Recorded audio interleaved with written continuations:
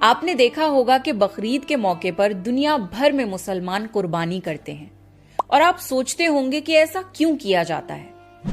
چلیے آج آپ کو بتاتے ہیں کہ اس کے پیچھے کی کہانی اور وزڈم کیا ہے۔ ہزاروں سال پہلے کی بات ہے۔ ابراہیم علیہ السلام اللہ کے نبی اور پیغمبر تھے۔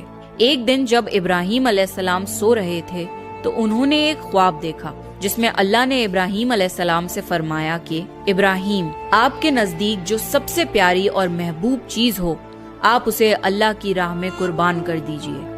اب یہاں آپ کو بتا دوں کہ اللہ اپنے بندوں کا اور خاص طور سے نبیوں کا امتحان لیتا ہے، یہ دیکھنے کے لیے کہ انسان اللہ سے زیادہ محبت کرتا ہے یا اللہ کے دیے ہوئے تحفوں سے زیادہ محبت کرتا ہے۔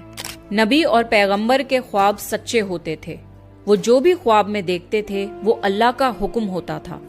تو یہ خواب دیکھنے کے بعد ابراہیم علیہ السلام نے اپنے اونٹوں کے جتھے میں سے 100 اونٹ قربان کر دیے۔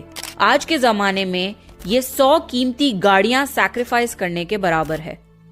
ابراہیم علیہ السلام نے سوچا کہ جو اللہ نے انہیں حکم دیا تھا وہ پورا ہو گیا، پر جب رات کو وہ سوئے تو انہیں پھر سے یہی خواب آیا۔ اس لیے ابراہیم علیہ السلام نے اگلے دن 200 اونٹ اللہ کی راہ میں قربان کر دیے، لیکن اگلی رات پھر سے انہیں وہی خواب آیا جس میں اللہ نے ان سے ان کی سب سے پسندیدہ چیز قربان کرنے کا حکم دیا۔ اب ابراہیم علیہ السلام سوچ میں پڑ گئے کہ آخر اللہ ان سے کس چیز کی قربانی چاہتے ہیں۔ پھر انہوں نے سوچا کہ اس دنیا میں سب سے عزیز چیز میرے لیے میرا بیٹا اسماعیل ہے۔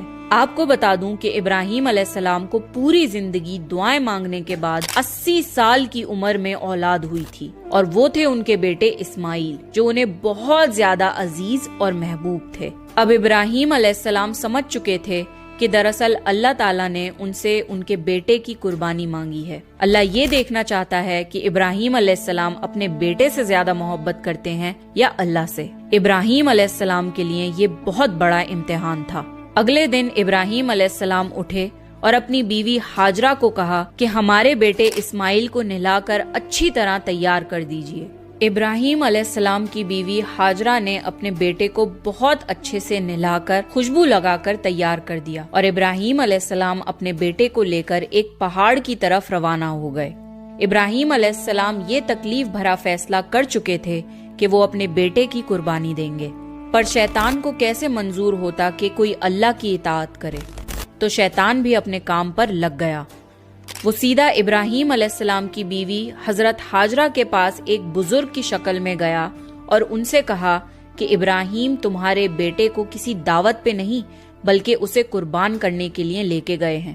یہ سن کر حضرت ہاجرہ بہت حیران ہوئی، پر وہ سمجھ گئیں کہ یہ ضرور اللہ کا حکم ہوگا۔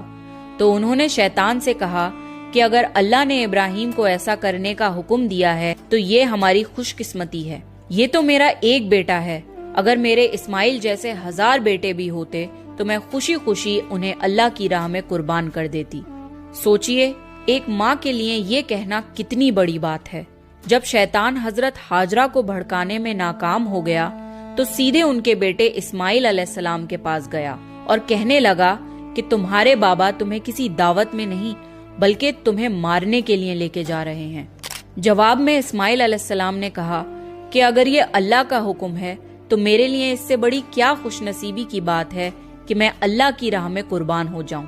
13 سال کے بچے میں اتنی سمجھ اور بہادری ہونا کتنی بڑی بات ہے۔ یہاں بھی جب شیطان ناکامیاب ہو گیا تو وہ ابراہیم علیہ السلام کو بھڑکانے کی کوشش کرنے لگا کہ تمہیں یہ بیٹا اتنی منتوں سے ملا ہے، اگر تم نے اسے قربان کر دیا تو بڑھاپے میں تمہارا سہارا کون بنے گا، اور اگر اللہ نے یہ قربانی بھی قبول نہیں کری تو تمہارا کتنا بڑا نقصان ہو جائے گا، ایسا مت کرو۔ شیطان ہر طرح سے انہیں بار بار بہکانے کی کوشش کرتا رہا اور غصے میں آ کے ابراہیم علیہ السلام نے شیطان کو پتھر مارے۔ یہی وجہ ہے کہ جب لوگ حج پہ جاتے ہیں تو شیطان کو آج بھی کنکڑی مارتے ہیں، اور یہ حج کے اہم ارکانوں میں سے ایک ہے۔ شیطان کے جانے کے بعد ابراہیم علیہ السلام نے اپنے بیٹے کو ساری بات بتائی تو اسماعیل علیہ السلام نے فرمایا کہ بابا اگر یہ اللہ کا حکم ہے तो मुझे ये मंजूर है। आप बस मेरे हाथ पैर बांध दिए और अपनी आंखों पे पट्टी भी बांध लिए, ताकि आप जब मेरी गर्दन पर छुरी चलाएं तो आपको तकलीफ ना हो और आप ये करने से मुकर न जाएं। बस फिर इब्राहीम अलैहिस्सलाम ने अपने बेटे के हाथ पैर बांध दिए और अपनी आंखों पर पट्टी भी बांध ली। और जब उन्होंने इस्माइल अलैहिस्सलाम की गर्दन पर छुरी चलाई तो एक जानवर की आवाज सुनकर वो हैरान हो गए। उन्होंने जब आंखों से पट्टी खोली तो एक दुम्बा जुबा हुआ था और इस्माइल अलैहिस्सलाम उनके पास खड़े मुस्कुरा रहे थे। तब आसमान से अल्लाह ने इब्राहीम अलैहिस्सलाम से फरमाया, इब्राहीम, आप इस इम्तिहान में कामयाब हो गए। हमने आपकी ये कुर्बानी कबूल की।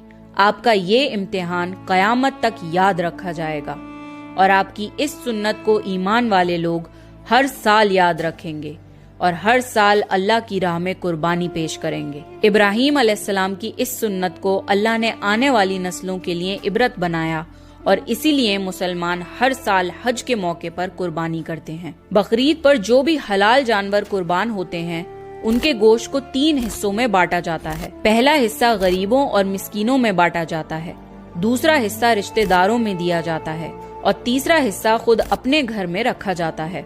आपको ये पता होना चाहिए कि बकरीद के मौके का गरीब लोग साल भर इंतजार करते हैं, क्योंकि यही साल का इकलौता मौका होता है जब उन्हें गोश्त खाना नसीब होता है। बकरीद का ये फेस्टिवल दुनिया भर में भुखमरी मिटाने का एक जरिया है and it's a part of Islamic faith to serve humanity and help others. हज के इन 10 दिनों में की गई नेकियां अल्लाह को साल भर की गई नेकियों से ज्यादा पसंद है। इसलिए हज के इन दिनों में हमें ज्यादा से ज्यादा नेकियां करने की कोशिश करनी चाहिए। बच्चा है